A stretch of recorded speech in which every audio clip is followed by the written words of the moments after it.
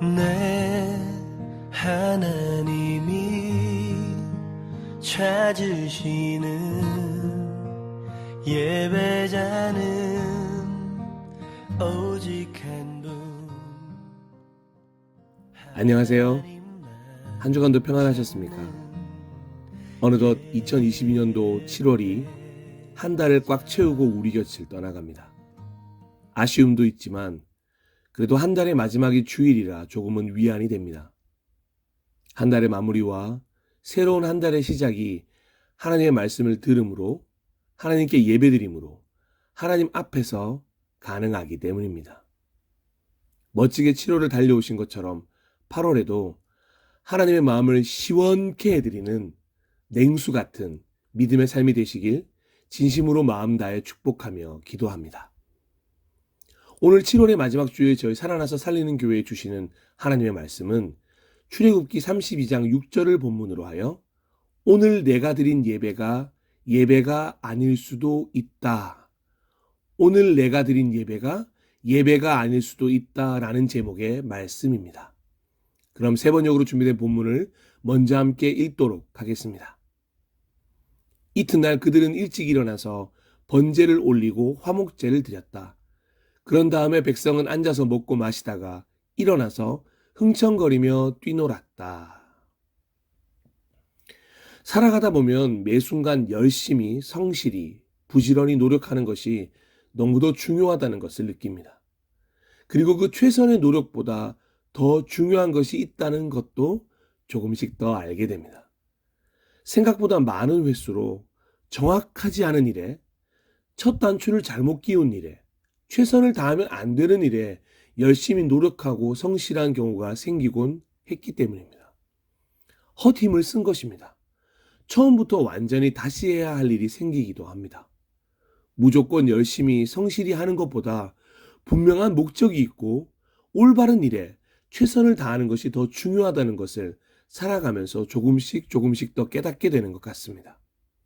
선택과 집중이 얼마나 중요한 것인지 다시금 생각하게 된 것입니다. 여러분은 어떠십니까? 여러분은 선택과 집중을 잘 하고 계십니까? 꼭 필요한 곳에 최선을 다하고 계십니까? 다른 어떤 것보다 신앙생활이 더욱 그러한 것 같습니다. 올바른 신앙생활을 위해서는 정말 무턱대고 열심을 내지 말아야 한다는 생각이 가면 갈수록 더 크게 듭니다. 때론 중심을 잃은 채 무엇을 위한 것인지 모른 채 그저 열심만 내고 있다면 그건 너무도 안타까운 일이기 때문에 그렇습니다. 무엇보다도 하나님을 위한 것이 아닌 신앙생활이라면, 말씀에 기초하지 않은 신앙생활이라면, 하나님의 나라와 뜻을 위한 움직임이 아니라면 아무리 열심히 있는 노력이라 할지라도 그냥 의미 없는 시간 낭비가 될 수 있기 때문입니다. 그러니 명확하게 하나님을 위한 것, 말씀에 기록된 것, 하나님의 나라와 뜻을 위한 움직임을 가질 필요가 있는 것입니다. 선택과 집중을 통해 쓸데없는 시간과 노력은 점점 버려가야 할 것입니다. 오늘 함께 나눈 본문 출애굽기 32장이 바로 아무리 전심일지라도 대상이 올바르지 않았기에 결코 예배가 될 수 없는 이야기의 좋은 예라고 생각됩니다. 소위 아무런 쓸모도 없는 행위를 했다고 해도 과언이 아닐 것입니다. 그럼 잠시 출애굽기 32장 본문으로 타임머신을 타고 돌아가 보도록 하겠습니다. 이스라엘의 지도자 모세가 시내산에 하나님이 몸소 돌판에 기록한 율법과 계명을 주시겠다는 약속을 듣고 올라간 지도 벌써 40일이 가까이 되었습니다. 그러자 이스라엘 백성들은 모세의 더디 내려옴에 불안과 두려움을 느끼고 아론에게로 달려갔습니다. 모세 역시 무슨 문제가 있을 때 아론과 훌을 찾아가라고 말했으니 이 행동은 틀린 행동은 아니었습니다. 하지만 이스라엘 백성들은 너무도 황당한 이야기를 늘어놓기 시작합니다. 32장 1절입니다. 백성은 모세가 산에서 오랫동안 내려오지 않으니 아론에게로 몰려가서 말하였다. 일어나서 우리를 인도할 신을 만들어 주십시오. 우리를 이집트 땅에서 올라오게 한 모세라는 사람은 어떻게 되었는지 모르겠습니다. 자신들을 위하여 어떻게 하나님이 일하셨는지 너무도 잘 알고 있었습니다. 10가지 재앙을 경험했고, 홍해를 경험했고, 마라를 경험했고, 만나와 메추라기를 경험했음에도 불구하고 이런 말도 안 되는 소리가 나오는 이스라엘 백성입니다. 그렇다면 아론이 어떻게 해야 합니까?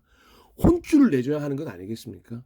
그런데 혼쭐은커녕 오히려 자신도 같은 마음이었다는 듯이 이렇게 이야기하는 것입니다. 이어지는 2절입니다. 아론이 그들에게 말하였다.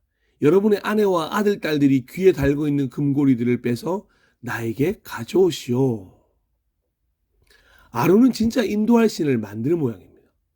이런 아론의 말을 듣고 모두들이 신이 나서 집으로 돌아가 서둘러 금고리들을 빼서 아론에게 가져다 주었습니다.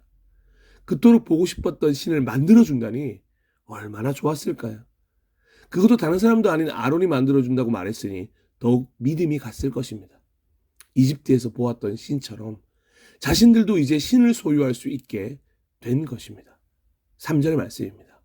모든 백성이 저희 귀에 단 금고리들을 빼서 아론에게 가져왔다. 왜 이렇게 나쁜 일에는 일사천리인지 아론은 금방 이 금고리들로 신을 만들어냅니다. 생각해보면 이렇게 쉽게 만들어지는 신에 왜 이렇게 열광하는지 참 이해가 가지 않습니다. 분명히 방금 전까지는 금고리일 뿐이었는데 그것을 어떤 형상으로 만들었다고 해서 신이 된다는 것은 정말 말도 안 되는 것입니다. 계속해서 4절입니다. 아론이 그들에게서 그것을 받아 녹여서 그 녹인 금을 거푸집에 부어 송아지상을 만드니 그들이 외쳤다. 이스라엘아, 이 신이 너희를 이집트 땅에서 이끌어낸 너희의 신이다. 고작 이 송아지 신이 우리를 이집트 땅에서 이끌어낸 우리의 신이라고 말하다니. 분명 살아계신 하나님과 함께하며 음성을 들었던 이들이 맞는 것일까요? 이스라엘 백성은 겨우 모세 한 명 사라진 것 때문에 이렇게까지 해야 할 이유가 있었던 것일까요?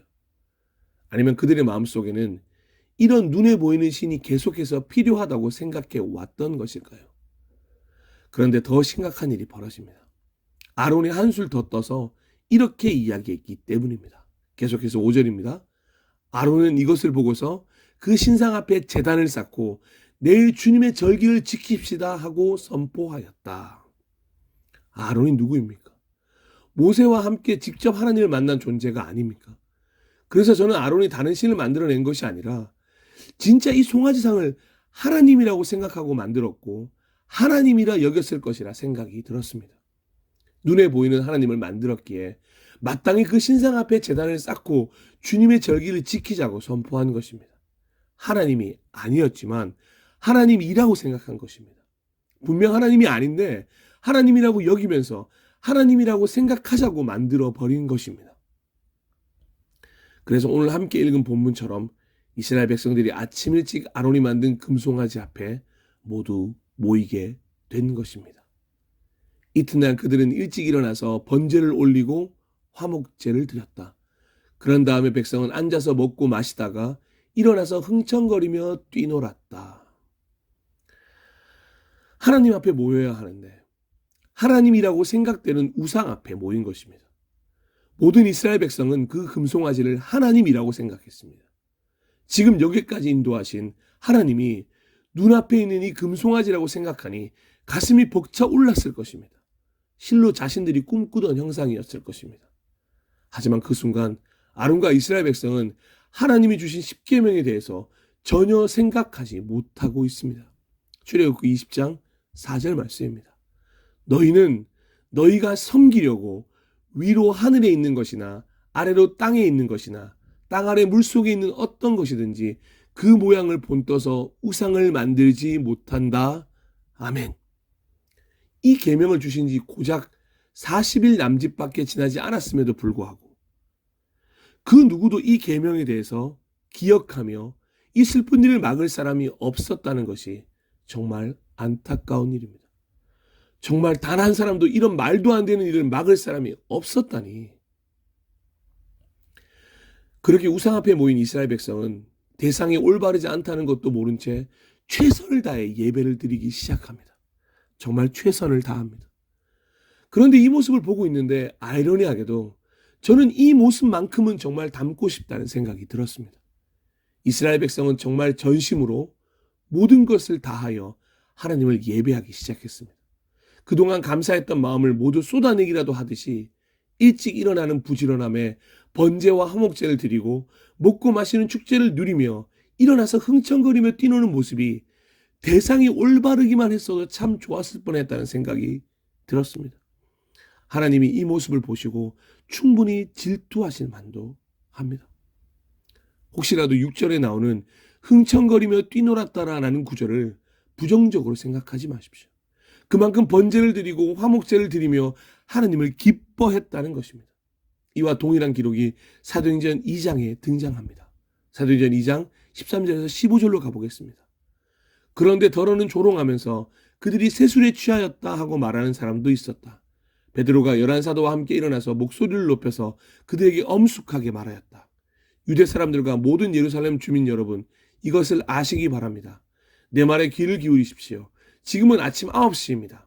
그러니 이 사람들은 여러분이 생각하듯이 술에 취한 것이 아닙니다. 오순절 다락방에 성령이 임하시던 날, 많은 이들은 거기 모인 이들이 술에 취했다고 생각했습니다. 아침 9시부터 흥청망청대는 모습을 보았기 때문일 것입니다.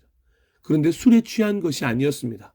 성령님의 임재 가운데서 전심으로 찬양하고 기도하고 예배했던 것입니다. 다른 사람들의 눈에 볼 때는 흥청망청 술에 취한 것처럼 보일 수 있습니다. 그리고 이 모습을 다윗에게서도 발견할 수 있습니다. 사무엘하 6장 13절에서 14절입니다. 다윗은 주님의 궤를 맨 사람들이 6걸음을 옮겼을 때에 행렬을 멈추게 하고 소와 살찐 양을 제물로 잡아서 바쳤다. 그리고 다윗은 모시로 만든 에봇말을 걸치고 주님 앞에서 온 힘을 다하여 힘차게 춤을 추었다. 아멘. 하나님의 궤를 다시 다윗성으로 가지고 올라올 때 큰 축제가 벌어졌습니다. 그중 가장 신난 사람은 다윗이었습니다. 다윗은 온 힘을 다하여 힘차게 춤을 추며 찬양했습니다. 마치 술에 취한 사람처럼 흥청망청 정신없이 하나님 앞에서 뛰놀았습니다. 그런데 이 모습을 보고 아내였던 미갈은 이렇게 이야기합니다. 사무엘하 6장 20절입니다. 다윗이 자기의 집안 식구들에게 복을 빌어주려고 궁전으로 돌아가니 사울의 딸 미갈이 다윗을 맞으러 나가서 이렇게 말하였다. 오늘 이스라엘의 임금님이 건달 패들이 맨살을 드러내고 춤을 추듯이 신하들의 아내가 보는 앞에서 몸을 드러내며 춤을 추셨으니 임금님의 채통이 어떻게 되었겠습니까? 누군가가 볼 때는 흥청거리는 것 같고 술에 취한 것 같고 건달 패들이 맨살을 드러내고 춤을 추는 것 같아 보였지만 정작 그 당사자들은 모두 진심이었습니다. 그런데 오늘 본문과 사도행전 사무엘하의 본문의 가장 큰 차이가 무엇이겠습니까? 바로 대상입니다. 올바른 대상을 위한 예배였는지 올바르지 않은 대상을 위한 예배였는지 너무도 큰 차이가 있다는 것입니다. 마음을 다하고 뜻을 다하고 목숨을 다하여 주 하나님을 사랑해야지 하나님 같은 것을 사랑하라고 말씀하시지 않았습니다. 오직 하나님만을 위한 예배여야지 하나님 같은 것을 위한 예배, 예배를 드리고 있는 나를 위한 예배, 누군가에게 보이기 위한 예배는 결코 예배가 아니라는 것입니다. 그래서 문득 내가 드린 예배가 아닐 수도 있다는 생각이 들었던 것입니다. 사도행전에 술 취함으로 보인 것은 성령의 임재 때문이었습니다.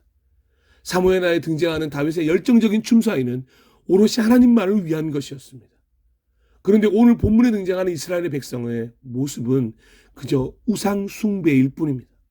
아무리 전심일지라도 대상이 올바르지 않으면 결코 예배가 될 수 없습니다. 아론과 이스라엘 백성은 형상으로 등장하지 않으셨지만 자신들을 지금까지 인도하신 하나님을 계속해서 묵상하고 예배하고 찬양해야 했습니다. 시간이 날 때마다 십계명과 주신 말씀들을 기억하고 가르치고 실천해야 했습니다. 그런데 그들은 살아계신 하나님이 아닌 하나님 형상인 수송아지에 전심을 다합니다. 자신들이 생각한 형상입니다. 자신들이 생각한 하나님입니다. 내가 만들어낸 하나님이 하나님이라고 생각한 것입니다. 지금까지 자신들을 인도하신 엘샤다이 하나님을 예배했어야 했습니다. 더 나아가 자신들이 직접 경험한 여호와를 예배했어야 했습니다. 그런데 대상이 올바르지 않은 것입니다. 자신들이 만들어낸 하나님은 결코 하나님이 아닙니다. 그런데 아론과 이스라엘 백성들은 마치 자신들이 생각하여 만들어낸 하나님이 하나님인 것처럼 예배를 드린다고 이런 행위를 하고 있는 것입니다. 그들의 행위는 맞았습니다. 그렇게 해야 합니다. 하나님 앞에서 전심으로 그렇게 찬양하며 춤을 추며 예배를 드려야 합니다. 언제나 예배는 전심이어야 합니다. 하지만 행위보다 앞서서 생각해야 할 것이 있습니다. 지금 나는 누구에게 예배하는 것인가? 그 예배가 하나님께 드려지는 것이 아니라면 그것은 결코 예배가 될 수 없습니다. 이때뿐이겠습니까? 지금도 마찬가지입니다. 교회에서 예배 드린다고 해서 전심의 행위가 있다고 하더라도 대상이 올바르지 않는다면 결코 예배가 될 수 없습니다. 그저 우상 앞에서의 행위일 뿐입니다. 한번 진지하게 스스로에게 질문해 보셨으면 좋겠습니다. 지금 여러분은 누구에게 예배하고 있습니까? 나의 주, 나의 하나님입니까? 마치 사도 바울이 그리스도에 갔을 때 아테네 사람들처럼 알지 못하는 신에게 예배하는 중입니까? 우리는 다시금 우리의 예배를 점검해야 합니다. 어느새부터인가 예배를 드리는 방법, 행위, 기술, 능력은 너무도 화려해졌고 충분함을 넘어서고 있습니다. 그런데 그 화려함의 예배가 누구를 위한 것입니까? 우리의 하나님 아버지, 창조주 하나님, 지금도 역사하시는 우리 주님을 위한 것입니까? 아니면 내가 만든 하나님이란 우상입니까? 아니면 사람을 위한 것입니까? 사랑하고 존경하고 축복하는 예배자 여러분, 여러분의 예배의 대상이 분명해지므로 당신의 전심과 시간이 수포로 돌아가지 않기를 기도합니다. 오늘 드린 예배가 하나님이 그토록 기다리시고 기뻐하시고 받으시기에 합당한 예배이길 간절히 소망합니다. 신명기서의 말씀을 인용하셨던 예수님의 고백처럼 주 나의 하나님께 경배하고 다만 하나님만을 섬기는 우리 모두가 되었으면 좋겠습니다. 마지막으로 누가복음 4장 5절에서 8절 말씀을 나누겠습니다.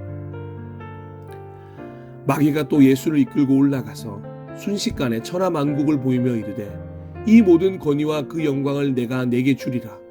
이것은 내게 넘겨준 것이므로 내가 원하는 자에게 주노라. 그러므로 내가 만일 네게 절하면 다 내 것이 되리라. 예수께서 대답하여 이르시되 기록된 바 주 너희 하나님께 경배하고 다만 그를 섬기라 하였느니라. 아멘. 잠시 함께 기도하도록 하겠습니다.